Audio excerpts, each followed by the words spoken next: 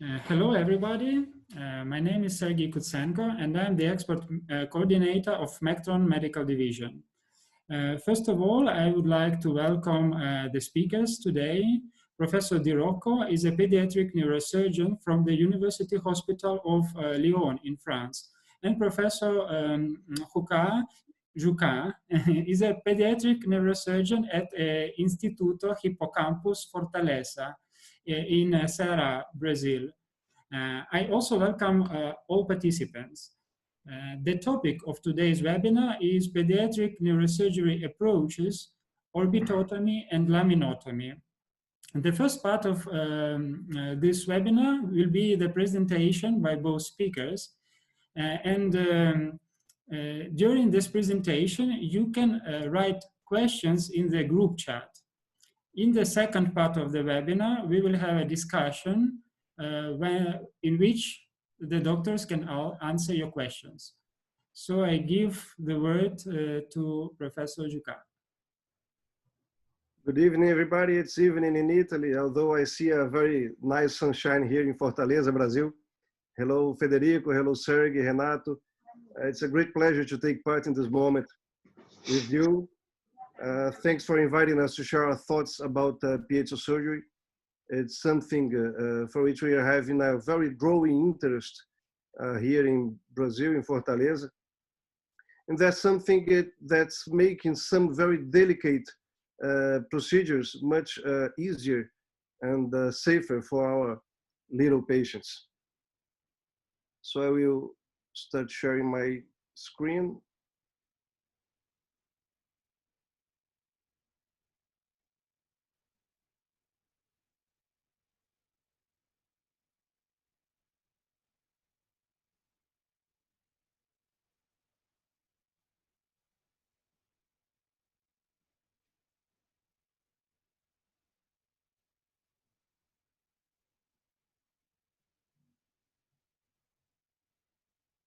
Can you see it, Sergey?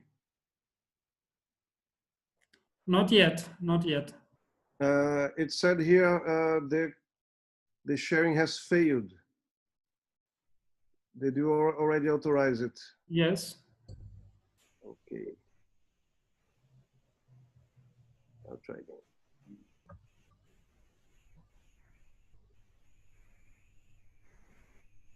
Now we can see it.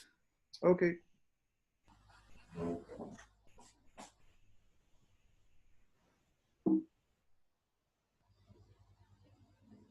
So thank you also to Mectron for organizing this webinar, taking advantage of something of this new model of sharing knowledge and experiences that kept us very active during the pandemic. And I am sure this way of discussing science has come to stay. Although the face-to-face meetings are very pleasant and we have the opportunity to be in familiar terms with our friends and colleagues, this way, this virtual way to talk about science will stay, and we will have both ways of talking about surgery science, and both of them will have their places. So Piezosurgery takes advantage of the piezoelectric effect that was described by the outstanding French physicist Pierre Curie in the end of the 19th century, along with his brother Jacques. So it's not new at all. And that refers to the capacity of some materials like quartz to develop electricity when submitted to pressure. And even the name piezo, it comes from the Greek to push, to apply pressure.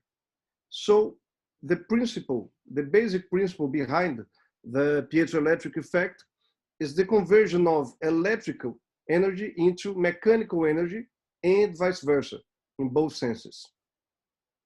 And the piezoelectrical effect has been used in many fields in science, in human knowledge for many years. And in medicine, for instance, it's used in ultrasound image devices to generate the sound waves used to generate the images. And when you talk about surgery, it's used in devices that cut hard and mineralized structures, but saves soft tissue. So it cut hard material like the legendary sword Excalibur, but saves soft tissue because of the answer of the material when you put pressure to it. So you can cut bone without damaging surrounding tissue like yellow ligament, periorbital, pericranial, and above all, dura mater, avoiding fistula, avoiding dural damage, dural tears. This is the model recently acquired by our partner provider in our region. On the screen, you can adjust vibration, ultrasonic power, and irrigation intensity. Irrigation is something very important in this technique, as we will see later in the video, to keep the field very clean and to take out all the debris during the procedure. The equipment, all the equipment is composed by a platform where you can make the adjustments, a cable, a hand device, and a pedal where you can activate the system. We have some different tips to use, and the surgical technique consists on applying very soft pressure on the tissue, on the bone, and obtaining a very accurate and uniform cut resulting from the vibrations of the tip. When we look at the amount of publications about piezosurgery, we see an ascending curve in recent years. We must not consider 2020 for obvious reasons, but there is still space in literature, as you see, for to publish experiences from different services, to publish our results, although there is still already a consolidation of the subject of the Mère in literature. And in fact, other fields in the surgery have developed the use of piezosurgery before it started being consistently used in neurosurgery. Look at this paper from the Journal of Oral and Maxillofacial Surgery, where they celebrate in 2007 20 years of use of piezosurgery.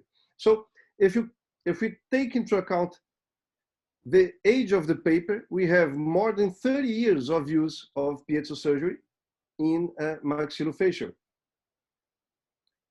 And then we arrive to the use in laminotomy. This paper from Göttingen in Neurosurgery 2005 describes 2 cases of laminotomy in children for spinal dystrophism. So it's a first-time description, consistently described, of piezosurgery in laminotomy in pediatric neurosurgery.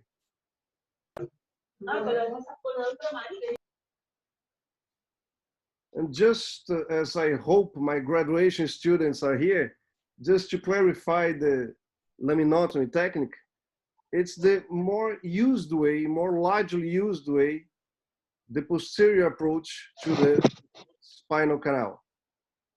So we must cut in the laminae of the vertebrae to have access to the spinal canal, to posteriorly open the dura mater and have access to the spinal cord, and then operate all the lesions there, like tumors, AVMs, or to perform spasticity surgery, all the procedures possible in the spinal canal. And we must pay attention not to damage the articulatory processes in order to avoid pain, instability, and deformity to the spine. So the precision of piezosurgery is very welcome in this procedure, in this field, because of the possibility of performing a very accurate and thin cut on the laminae. In the past, it was very common just to take out all the bone elements with rongers or with caissons, the bone elements of the posterior arches. But again, to preserve stability, the laminotomy with posterior reconstruction, that means laminoplasty, became the procedure of choice. It means that we keep intact the bone elements with the ligaments, and we put it back after we take out the tumors or the AVMs or perform spasticity surgery, and fix it on the spine as we do usually with bone flaps in craniotomies. So it's a similar procedure. And these studies have demonstrated that this avoids instability and spine deformities in the long run.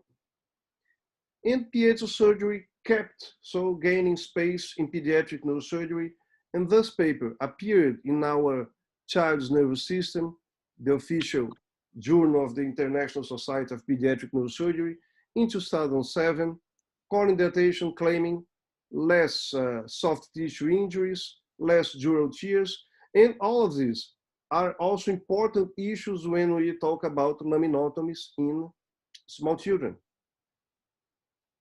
The technique was advocated also in this paper in 2015 in a veterinary paper from Colorado, United States. And then we have this publication from our colleagues from Milan, presenting their experience in 10 cases, 8 laminotomies and 2 laminectomies in adults, but with good results. And finally, this important paper from our friends Luca, Giampiero, and the other colleagues from Rome, where they describe and introduce results from a larger series, 172 children, among whom 90 were operated with piezo devices. And among these 90, 12 laminotomies. And for the first time, they introduced statistical comparison between piezosurgery and the classical techniques, and they find objective advantages using statistical comparison of the piezosurgery technique. So they found less blood loss, less blood transfusions, less dural tears, but longer surgical time, as is normal and common when you start using innovative techniques.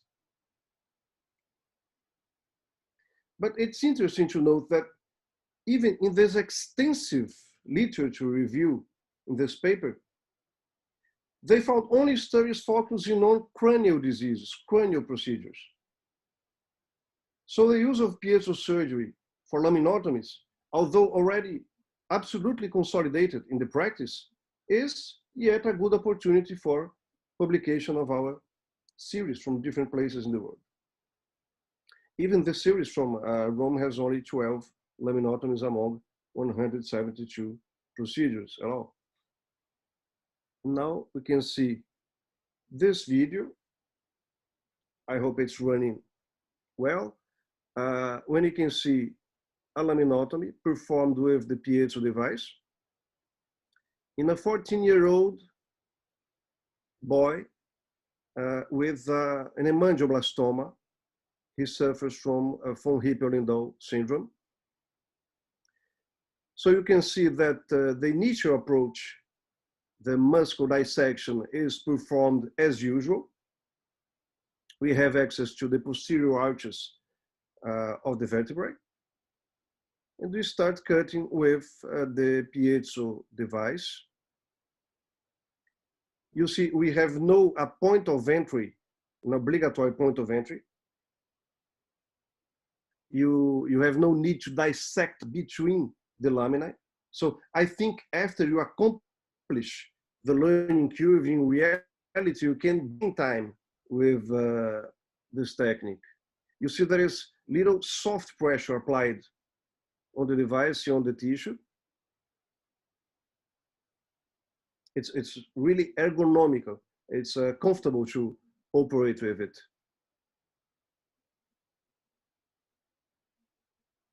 And you can dip the cut without damaging the dura mater underneath.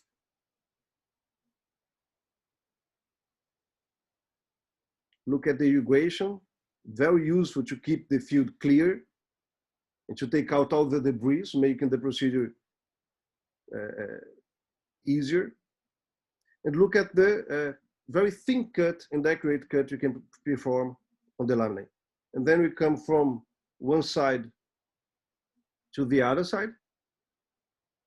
And after you finish both sides, you will be able to cut, to dissect the underneath ligaments and take out the bone elements and the ligaments as a single piece.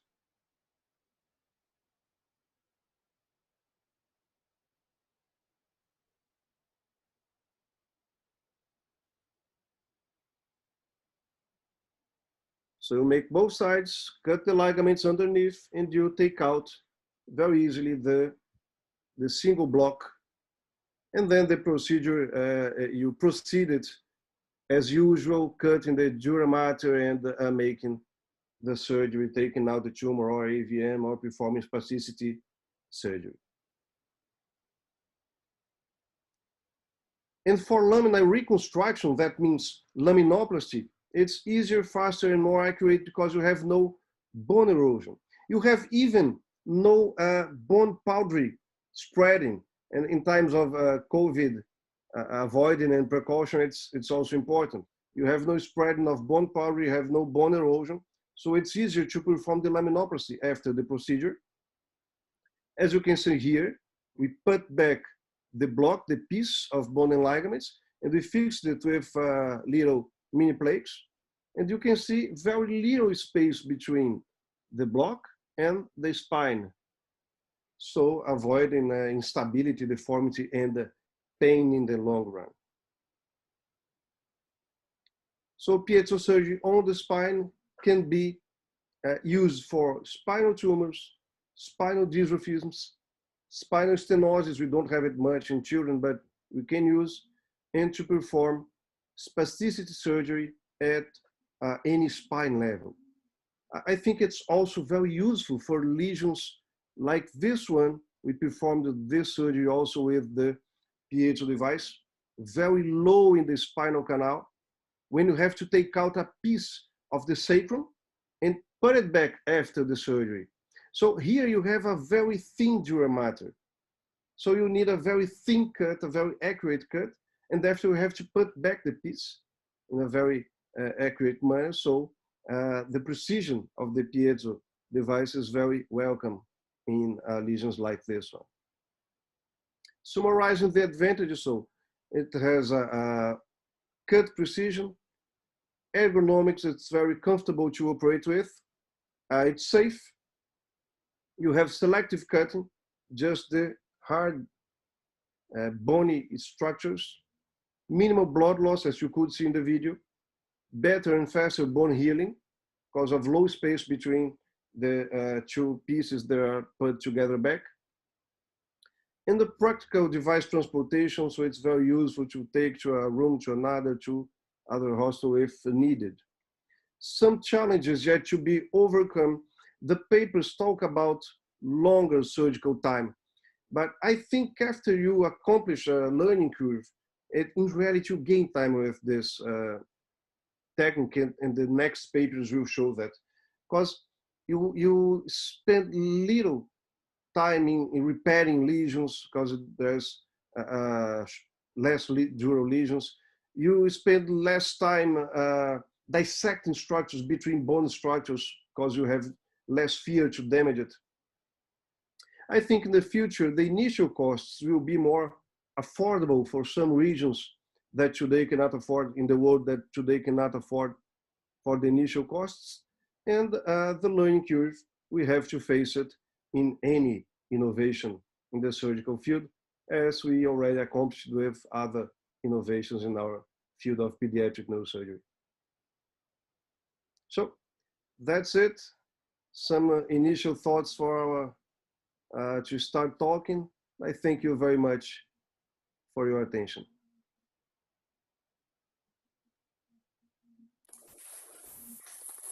Thank you, Eduardo. Grazie, Federico. If everybody agrees, I will continue with the orbitotomy. Of course.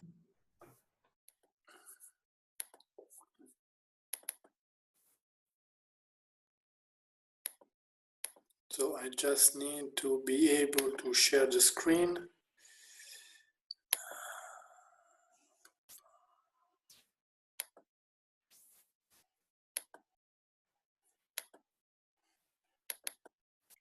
So you should be able to see my screen. Yes. Okay.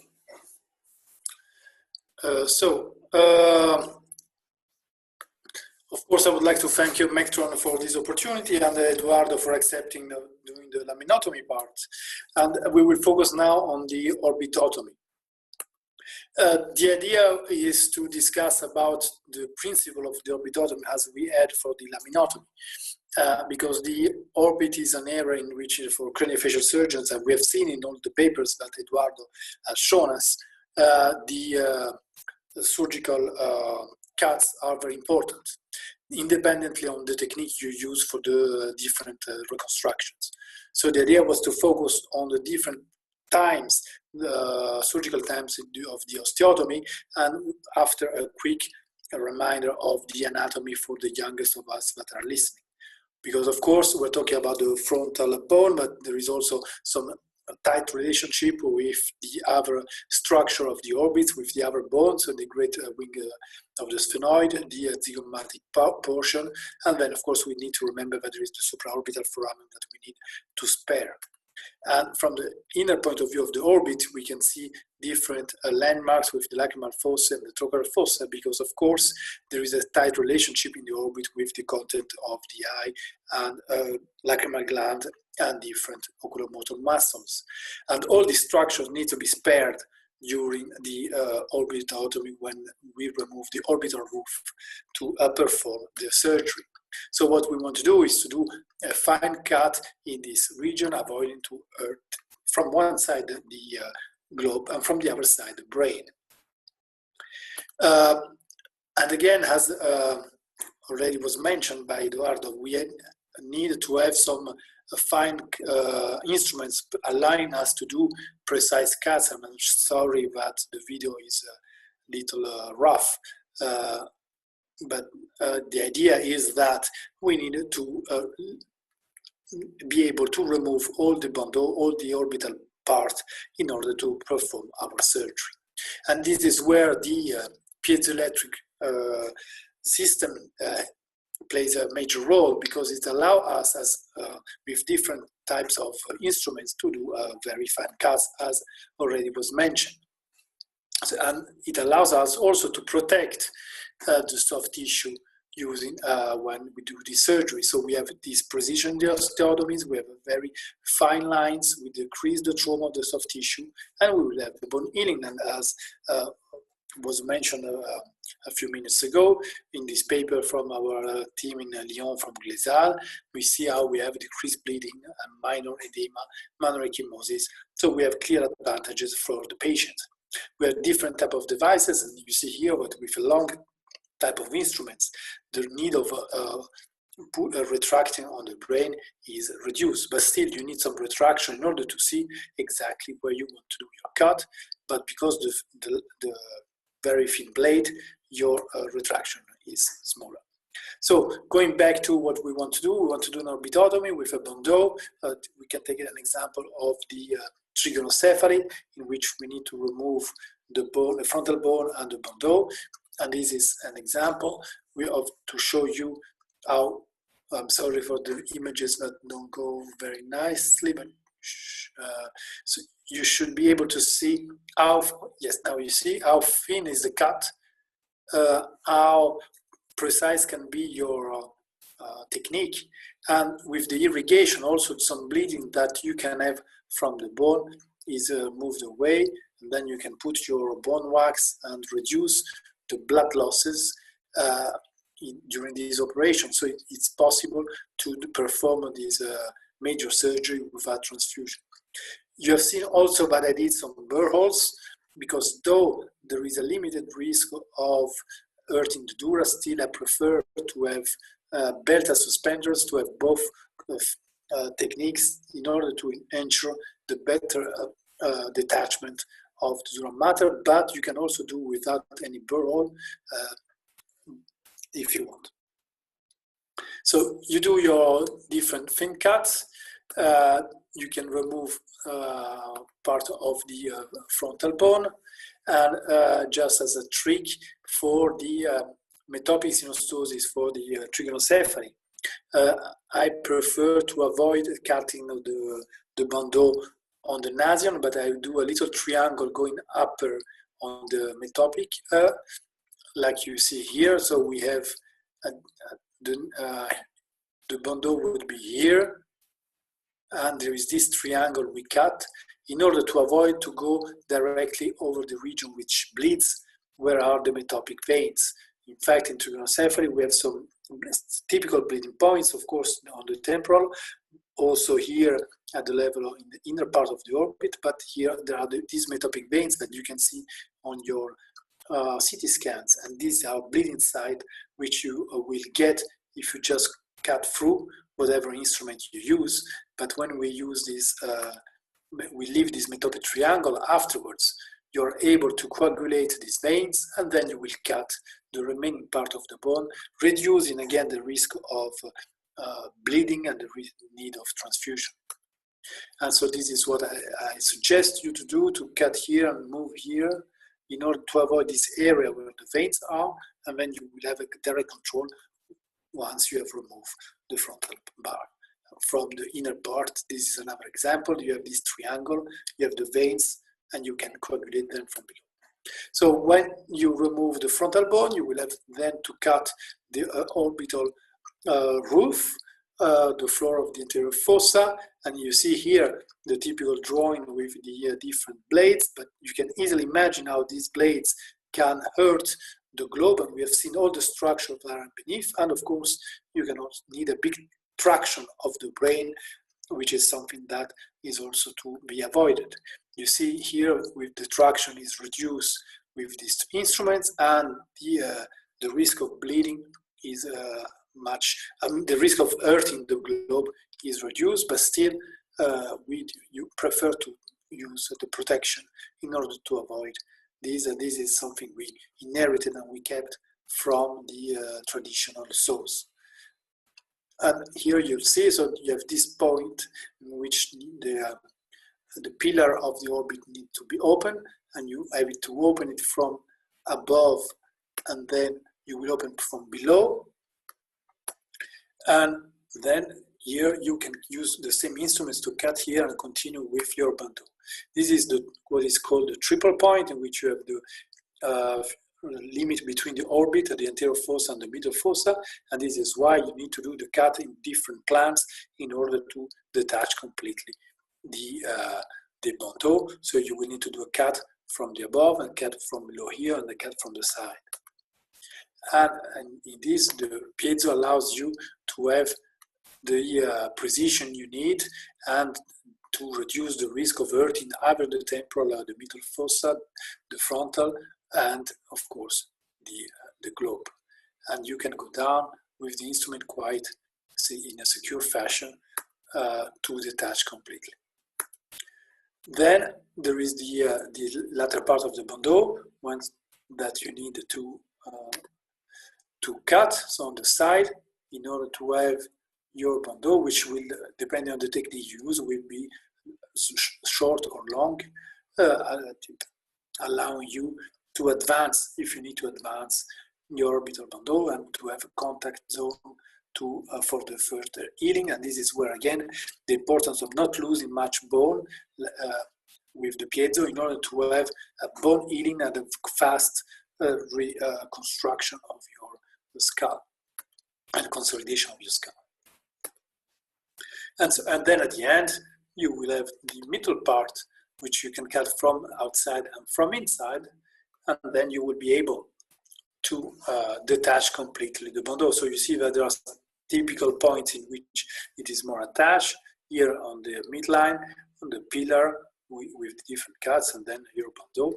And once you have removed all these points, you will be able to remove your bandeau and to continue your procedure. And then you will have access to the orbits that are below. So this is a good technique to access the orbit if you need to go for optic nerve glioma or for a lymphangioma or whatever lesion or trauma you have in this area, and of course to reconstruct all these orbits in case of deformation, for trigonocephaly or for plagiocephaly, in which you need to do the different cuts as we mentioned, bilaterally or unilaterally. As you have seen, there are clearly some specific advantages using your piezo, because the risk of reducing the cerebral lesion and the dural lesion, you will have an effective skull opening, but at the same time, the good healing of the bone and all the soft tissue, and this is particularly useful for craniofacial surgery. So I think that with what also Eduardo showed, we have a pretty comprehensive views of what can be done with the Piezosurgery in the pediatric neurosurgery, from in the skull and on the spine. And I would like to start a discussion with the different participants, because this is the most important and most interesting part for us, is to discuss the feedbacks and what you are, the question you might have. Yeah, thank you, Professor Di Rocco and Professor Jucá. I invite everyone to turn your cameras on, but keep your microphones switched off for now. And also, I invite you to write your questions in the group chat, or you can also ask for your turn in the group chat, and then when your turn comes, I will call you and you switch on and make the question in person. So let's start with the questions in the chat. The first question, we hear more and more surgeons saying that in spine surgery, total surgery time is less with piezo than the combination of traditional plus manual tools. Which is your experience? Well, the part in which we gain a lot of time is the closing, as it was mentioned by Eduardo, because you have the thin cut and precise cut. When you have to close, you will gain much time. So compare what you have with the using a standard motor, which the open be quite fast because you will cut. Then if you have problems with bleeding, if you have problems with the articulation, and because you lose a lot of bone, the fixation afterwards is more complex, you will lose the time that you think you gain at the beginning. I agree with Federico, but I think indirectly, at the end, we gain time, because of course, with the old craniotomies we had to perform the laminotomies, we can perform it more quickly with a single move. But after all, we have to control the bleeding, repair the dural tears. So at the end of the procedure, we gain time with the piezo technique. Okay, thank you. And the next question is coming also from our Mectron team. Today, would you do these surgeries without piezo? Again, this is, it would be going back to having problems. So you can always do with the standard tools. The problem is that you will increase again the risk of bleeding, the risk of trauma, and all this. So if we have two machines of piezo in our department. So if one is not available, the other one is. So the question for me is no, we will not do without piezo. This is why we have two machines.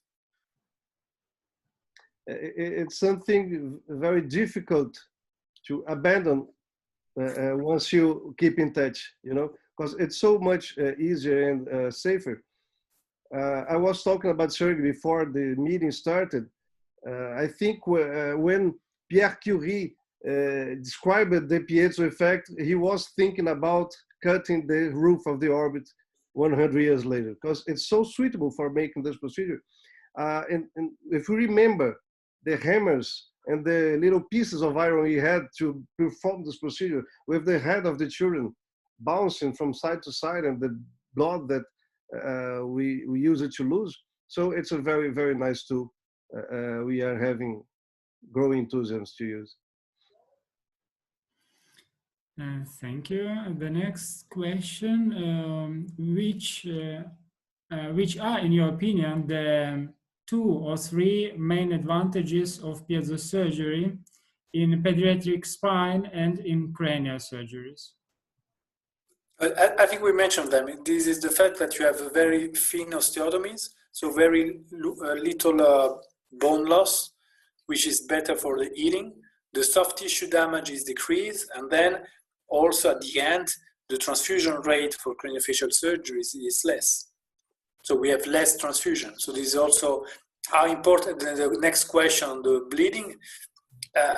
Bleeding is a main issue in pediatric neurosurgery. The child has less blood than the adult, so we really need to be careful about all the blood losses. And all the instruments that reduces the blood losses are welcome. And it's not only one tool, it's a combination of different things that together reduce the need of transfusion and the importance of the blood losses. Of course, you need to be very meticulous with your hemostasis. You need to be very careful using all the different bipolar, monopolar, or the bone wax and all other things, but also having instruments that reduces the thickness of the cuts, but allow in improvement in the healing of the bone play a role. So at the end, for trigonocephaly, which from when I was in other centers without the piezo and without all these techniques, the transfusion was 100%. Now transfusion rates go down to 80%. So still there is a lot of transfusion because of the condition, because of the bone itself, and because of the age, but we can reduce it with a combination of different tools. Yeah, totally agree. Okay, the next question. How important is less bleeding in pediatric neurosurgery? That is already answered, I believe. But yes, it makes part of the framework thinking of the pediatric neurosurgeon. Yes, we must avoid loss bleeding in any patient, but in pediatrics it makes all the difference. And the anesthetists, they thank us if we lose less blood. And the next question coming from Heidi, is the black handpiece needed or you can do everything with the gray one? I think it's more for Professor Di Rocco, who is working with both, with the Plus device, which is the latest model. I mean, the black one is the long one, has some advantages for, as I mentioned, you can even reduce more all the manipulation on the frontal lobes, and it allows also your colleagues to see better because your own hands are a little farther. But you can do most of it with the standard handpiece. So if depends on if you have you can afford it or not. It's always the same. If you need to have one, I mean the standard one allows you to do the spine and all the craniofacial procedures. But the change is in the length of the tip. The handpiece will be the same. It's a different tip you had. Okay, thank you. The next one is coming from Gustavo Soares. What do you think about the use of piezo in endoscopic surgery for craniosynostosis? This I did not discuss here, but you can use it, but with a different handpiece. So there is an handpiece which is straight, and in the future, if you want, I will show you some videos, and now you can use it endoscopically with you go parallel to the bone. So as you've seen, the cuts I show you, I don't know if I have it there. Yeah, you saw the different blades are angulated blades. So these are typical for doing the cuts on the spine or on the frontal bones. If you need to do cut on the parietal bones for schifocephaly, if you're using an endoscopic technique, you will need to have a different blade which exists, which is parallel. So yes, you can use it, of course. And again, it's very convenient because there is a reduced blood losses and a lot of irrigation. So it's very useful when you're using your endoscopic techniques. Thank you, Professor Di Rocco. Then the next question is it's coming from Konkiat Barunxea. In my country, there are a lot of laminectomy and pedicular screw. How can I advise doctors to do laminotomy instead of laminectomy?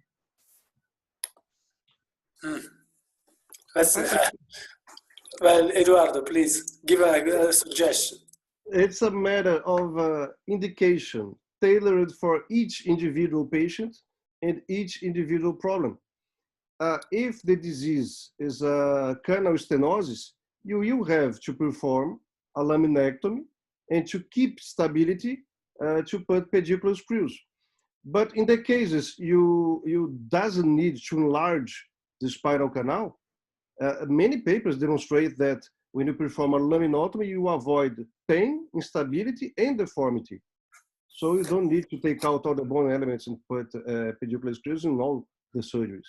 If you just if you just have to take out a tumor or AVM or perform spasticity surgery, the best is to put back the piece, the block, and to fix it, perform laminotomy.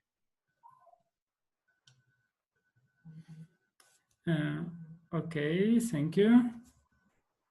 Then the next question, does the use of piezo allow to avoid to perform burr holes during craniotomy? In your opinion, is there any disadvantage in using Mectron Piezosurgery? So it's two questions. So technically, yes. If you want to avoid doing the burr holes, you can.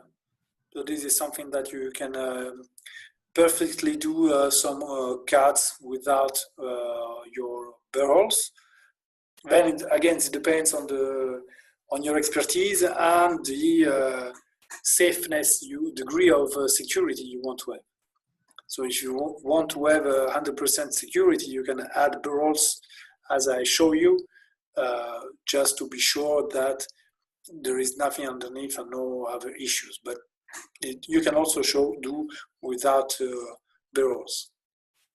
And the disadvantage, I think, is always related to the learning curve. So you need some time to be familiar with the instrument, to understand what they can do, how to use them. And once you add them, you will be using it without main disadvantages. So it's like if I ask you what is the disadvantage of any kind of motor, I mean, there is always risk. So the risk of one is it goes fast, but is not safe or not secure. The advantage of the piezo is much secure and much safer, but it will need some time. You get used to the instrument. And for you, Professor Jucá, are there any advantages according to you? You saw I tried to put a disadvantage slide, but it's hard to do. So it's for some regions in the world, the initial costs, of course, but as any innovation, I think it will be more affordable in the next times, and in the learning curve. Okay, thank you. There are no questions in the group chat. Maybe someone wants to add questions directly. If you do so, you can ask. And if not, I have also additional question. Some surgeons, they feel uncomfortable in the very beginning with the new technology, and they need some time to learn it. So what would you advise the surgeons who start to use this technology to to get used to it quick and not to have any problems? Patience and to be confident that they will learn how to use it. I mean, if we learn to use it, they can learn to use it too. But it's only a matter of time and perseverance. To convince somebody to change the technique is always difficult because he's convinced what the technique he's using is the best one. So you need to prove it with the papers showing that the dural tears are less, that the edema, the ecchymosis are less, and then to propose to do a little trial of complication and other things. But most of the young doctors are pretty keen to try new tools and new instruments. Did it take long for you to start using it comfortably? I cannot tell you how much it took me because I didn't measure it. Yes, it took some time. You know, in the first cases, of course, for me it was longer, but what I was doing with the reciprocating saw or the oscillating saw, it was longer. But I also remember some tears on the glove that I had to suture or have a problem with the periorbital fat that I would not have, I don't have anymore. So I remember it was faster, but it was also less secure, less safe. Yeah, I think in the beginning I didn't believe it was so easy and you had to apply such a soft pressure in the bone to cut. So I tried to put harder pressure to cut it, it didn't work. So you have to believe it cut easily. And once you have less complications, it's a good technique to teach younger surgeons. You have to be open-minded and pass the technique to the younger surgeons. And once you have less complications, it's good to teach it. Do you think it's a good advantage for teaching institutions to have such a device? Not only. I think so, because it's safer than the classical technique. So you can put it on the hands of the trainees, and they will be secure to use it because it has less complications. I think so. Okay, there are no other.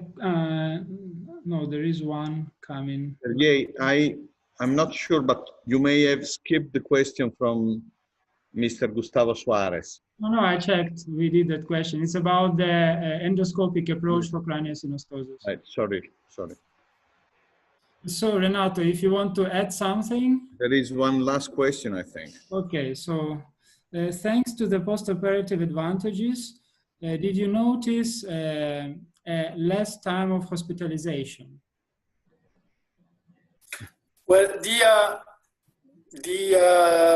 time of hospitalization for us does not really depend on the disadvantages because we want to have a global healing of the scar and the decrease of the scar problems. But indeed, for the patient, the period in which is very swollen with big eyes for the craniofacial part, or when he has back pain for the laminotomy, is clearly reduced. Yes, I didn't see it measured objectively, but we can infer if you have less blood loss and less pain. I think in the future we will have this data with shorter hospitalization periods.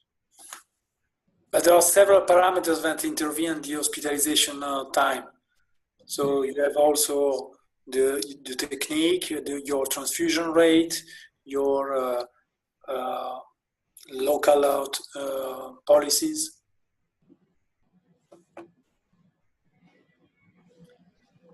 Okay, thank you very much. Renato, do you want to end any comments? Well, I first of all, I want to thank everybody, and I want to thank Eduardo and Federico for the nice presentations and the discussion. I think it was a very nice webinar, and I guess most of the participants have now a much better understanding of what the technology can do for them and the patients. And so that's it. Thank you very much.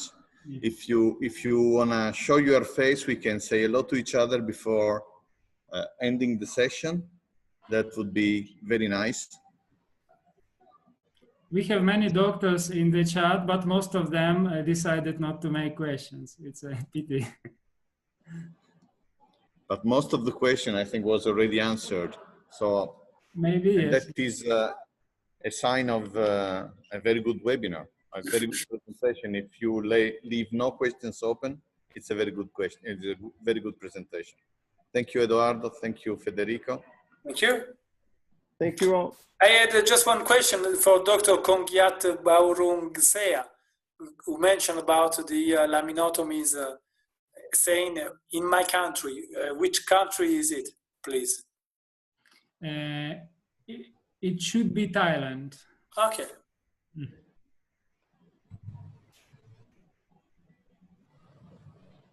So Okay. it must be very tired in Thailand because it should be a late night. Yes. Oh. So good night to Thailand and to Asia, and good evening to Brazil. Yes. And We are in the middle of the afternoon here. Yes. Good afternoon. Now, one thing which is very good is the array of countries which have been represented in this webinar. This is very, very good. Very good sign for us. Perfect. Thank you. Thank you. Thank you. Thank you all. Bye. Thank you. Bye. Bye. Bye. Bye, everybody. Thank you. Thank you. Bye. Bye-bye.